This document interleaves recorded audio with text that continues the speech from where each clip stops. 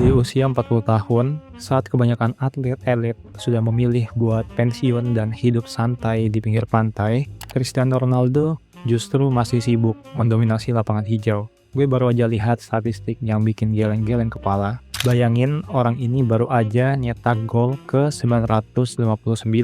Dan yang lebih gila lagi, jumlah pengikutnya di media sosial udah tembus 1 miliar. Itu lebih banyak dari total populasi di seluruh benua Eropa. Banyak orang bilang dia egois atau sombong, tapi pernah nggak lo mikir, jangan-jangan ego itulah yang sebenarnya menyelamatkan dia dari kegagalan.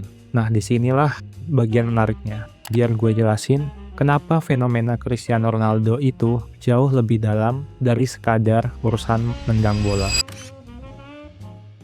Coba kita mundur jauh ke belakang, ke tanggal 5 Februari 1985 di Madeira, Portugal. Ronaldo lahir dari keluarga yang jauh dari kata mewah. Ibunya seorang juru masak dan ayahnya mantan prajurit yang kerjanya jadi tukang kebun sekaligus pengurus perlengkapan tim bola lokal.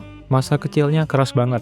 Ronaldo sering banget diejek sama teman-teman setimnya cuma gara-gara profesi ayahnya. Tapi justru di titik inilah mentalitas bajunya mulai terbentuk. Tapi tunggu sebentar, ada satu fakta yang jarang banget dibahas. Ternyata karir luar biasa Ronaldo itu hampir berakhir bahkan sebelum dia benar-benar mulai. Waktu di umur 15 tahun, di Akademi Sporting Lisbon, dokter nemuin masalah serius, yaitu Ronaldo menderita takikardia. Secara teknis, itu adalah kondisi di mana jantungnya berdetak cepat banget, cara nggak natural. Bahkan pas dia lagi duduk diam atau istirahat. Bayangin jadi anak remaja yang punya mimpi jadi atlet dunia, tapi dikasih tahu kalau jantung lo bermasalah. Untungnya, dia langsung dilarikan buat operasi jantung. Prosesnya sukses dan gokilnya, cuma dalam hitungan hari setelah operasi, Ronaldo udah balik ke lapangan buat latihan. Dia nggak mau mimpinya mati gitu aja. Banyak orang melihat ego Ronaldo itu sebagai sesuatu yang negatif, tapi buat dia, ego itu bahan bakar utamanya. Psikolog sering nyebut ini sebagai gairah obsesif. Dia nggak pernah ngerasa puas, dan selalu butuh musuh buat naklukin tantangan baru. Gue kasih contoh kecil soal seberapa kompetitifnya orang ini. Ada cerita dari mantan rekan setimnya, Patrice Evra. Dulu, Ronaldo pernah kalah main tenis meja lawan Rio Ferdinand di ruang ganti. Tau nggak apa yang dia lakuin? Dia kesel banget, terus nyuruh sepupunya buat beli meja pingpong. Dia latihan gila-gilaan selama 2 minggu di rumah, balik lagi ke klub, terus nantangin Rio lagi di depan semua orang. Hasilnya, Rio dibantai. Itulah Ronaldo. Banyak yang salah paham dan ngira dia itu angkuh. Padahal sebenarnya ini soal kepercayaan diri yang tinggi selangit, bukan keangkuhan kosong. Faktanya dia itu sebenarnya mau dengerin masukan. Waktu pertama kali datang ke Manchester United, dia dikritik habis-habisan karena terlalu banyak pamer skill dan dribble yang gak perlu. Bukannya marah, dia telan kritik itu, dia ubah gaya mainnya, dan akhirnya bertransformasi jadi mesin gol paling efisien yang pernah ada. Dan mitos kalau dia cuma peduli sama dirinya sendiri, itu salah besar. Masih ingat pas dia kasih penalti ke Benzema yang lagi seret gol di Madrid, atau pas dia nyemangatin Joao Moutinho di Euro 2016 buat ambil penalti sambil bilang, kalau kita kalah, persetan, kamu penendang hebat. Bagi Ronaldo, dia harus terus bilang ke dirinya sendiri kalau dia itu yang terbaik, bahkan saat lagi terpuruk. Itu taktik psikologis buat nutup celah buat keraguan. Ngomongin Ronaldo tanpa nyebut Lionel Messi, itu kayaknya sangat nggak mungkin. Tapi sebenarnya, rivalitas ini bukan cuma soal siapa yang paling banyak dapat trofi. Ini adalah benturan dua filosofi hidup yang beda banget. Ada narasi populer yang bilang Messi itu alien, sedangkan Ronaldo itu manusia puncak. Messi dianugerahi bakat murni, yang seolah-olah dititipkan langsung sama Tuhan. Sedangkan Ronaldo adalah bukti nyata dari apa yang bisa dicapai manusia kalau potensinya dimaksimalkan sampai 100%. Ronaldo emang berbakat, tapi dia numpuk obsesi di atas bakat itu, sampai ke level yang gak masuk akal. Kenapa cuma mereka berdua yang bisa bertahan di posisi 1 dan 2 selama 20 tahun? Kenapa ada pemain berbakat kayak Neymar atau Hazard gak bisa nyamain mereka? Jawabannya adalah konsistensi. Banyak pemain punya bakat magis, tapi mungkin mereka kurang disiplin dalam jaga gaya hidup. Mirip kayak Ronaldo Nazario, R9. Sedangkan Messi dan Ronaldo itu anomali statistik. Mereka sanggup stay di level top selama 2 dekade tanpa jeda sedikit pun.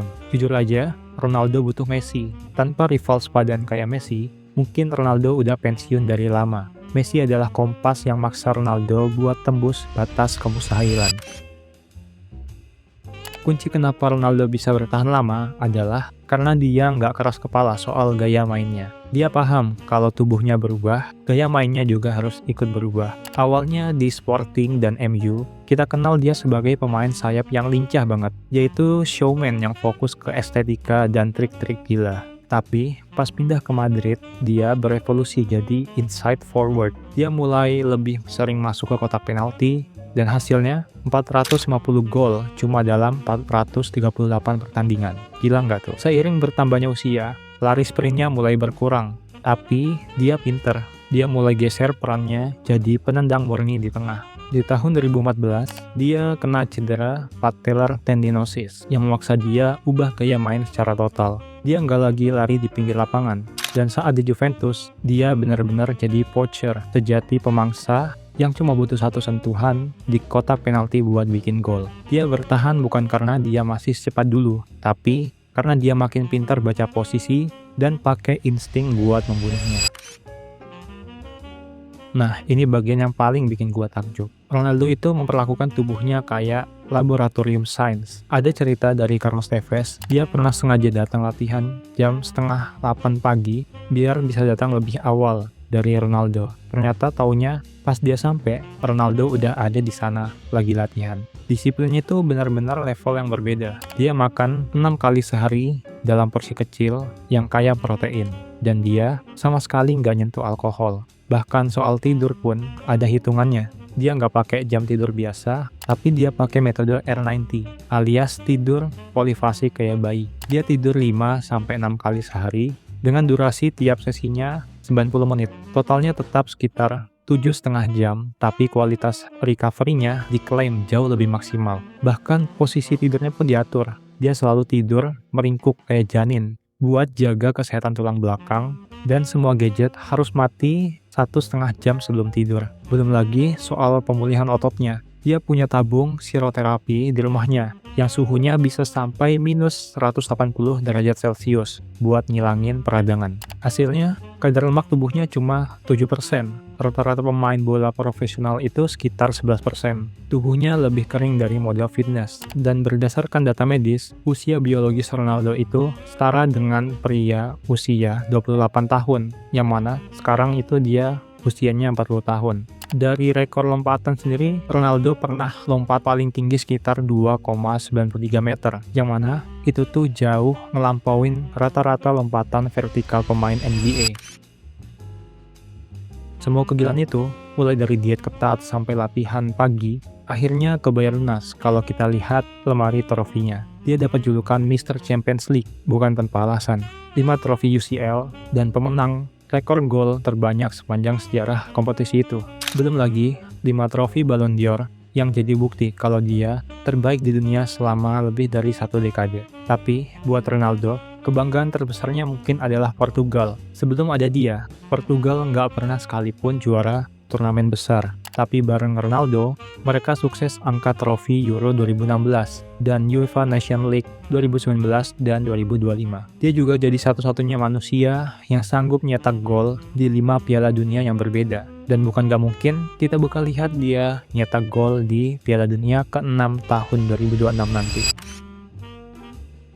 Ronaldo itu bukan cuma soal bakat, dia adalah produk dari obsesi, sains, dan disiplin yang gak pernah putus selama 20 tahun. Dunia suka sama Messi karena kerendah hatiannya, tapi 1 miliar orang ngikutin Ronaldo karena dia itu inspiratif. Dia membuktikan kalau buat jadi yang terbaik, lo nggak harus jadi anak baik yang pendiam. Lo cuma harus punya keberanian buat tampil beda dan mental sekeras baja. Messi emang hadiah dari Tuhan buat sepak bola, tapi Ronaldo adalah bukti seberapa jauh manusia bisa melangkah kalau dia nolak buat nyerah pada dirinya sendiri.